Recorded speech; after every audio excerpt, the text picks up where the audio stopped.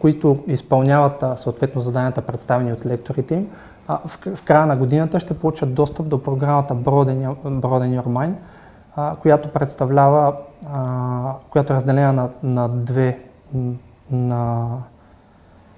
на два елемента.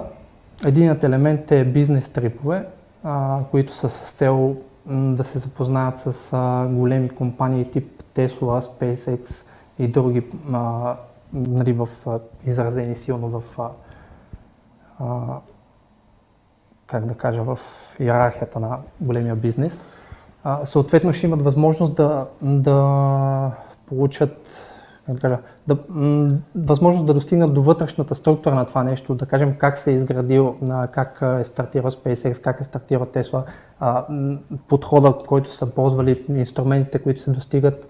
В случая, ако бъдем, нали, оптимистично настроени, ще имат възможност да имат и директен контакт с Илон Мъск, който бих казал, че е доста страхотен новатор в нашия свят. Останалата част, нали, втората, която е може би по-приятната, е, че ще имат възможност да посетят 7-те чудеса на света. Същевременно още много, още няколко места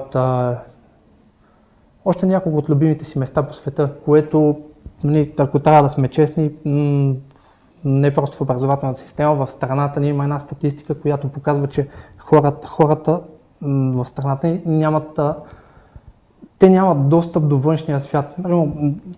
Средностатистическият човек излиза от 3 до 10 пъти в останалия свят да се запознае, нали, с различните култури, с това да достигне до...